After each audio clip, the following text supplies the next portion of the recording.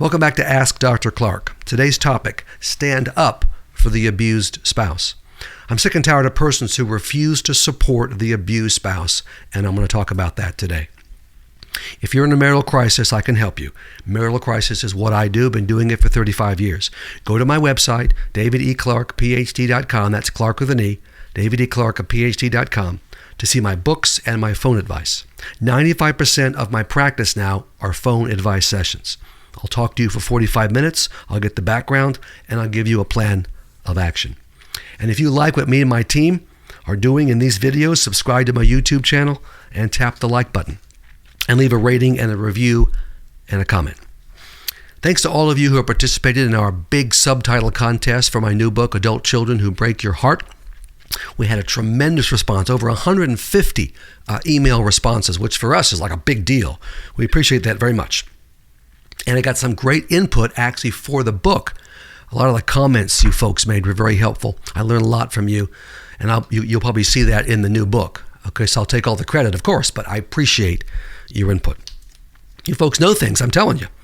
Now, the subtitle we chose was a variation of number 3. We're going to go with bringing your prodigal back to God and back to you. That's our decision.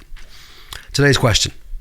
Dr. Clarke, I have been emotionally abused by my husband for years. I read your 20 Lies book and your Enough is Enough book. Well, that's good. I am taking steps to leave my abuser.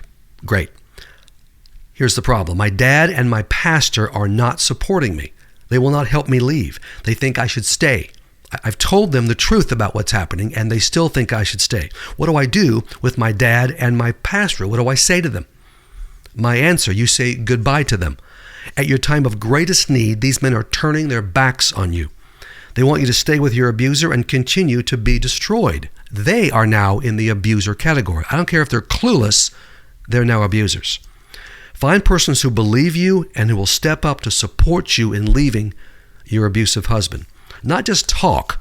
People can talk, but actually help you. Financial help, help with your kids, help you move, bring you groceries, help you find a job, pray with you. And at the right time, these folks will confront your abuser after you've left him. As per Matthew 18, those steps. I'm talking to all you who know a spouse who is being abused. And of course, I'm also talking to you who are being abused. But dads, brothers, sisters, moms, cousins, friends, pastors, co-workers, neighbors, grandparents, even counselors. Stand up for the abused spouse. Support him or her in every way you can. God will honor you for doing that. You will be part of the team that helps her and her kids escape destruction.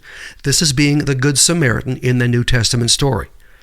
If you choose to not support the abused spouse, you're a wimp, you're a penny waste, you're a coward, you're a gutless wonder, you are a sinner. You are now in the abusive category. The Bible is clear that we as Christians are to support, to help those in need, those in crisis. I already referenced the Good Samaritan story. It's pretty clear there. Proverbs 17:17 says, a friend loves at all times. Not just some of the times, all times, and a brother is born for adversity. You find out who you can trust when you're in a crisis. Galatians 6:2, carry each other's burdens, and in this way you will fulfill the law of Christ. Well, the person that's being abused has a burden, and a major burden. Carry that burden.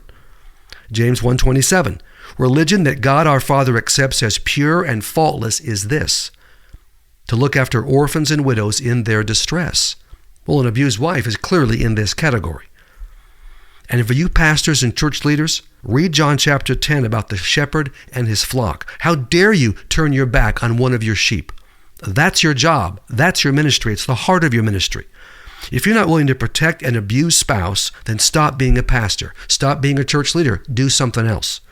And to all you who are living with an abusive partner, read my 2 books. It's a 1-2 punch. The prequel to Enough is Enough, 20 Lies That Keep You with Your Abuser. Going to chip away and strip away your codependence, the things that keep you stuck. And then, of course, Enough is Enough. This is exactly how to get away for an abusive spouse and the biblical support for doing so. Cut off all those who will not support you leaving. You're done with them until they change their mind. I don't care if it's your dad, your brother, your family. Cut them off. And find supporters who will have your back, and who will help you, not talk about helping you, but actually help you.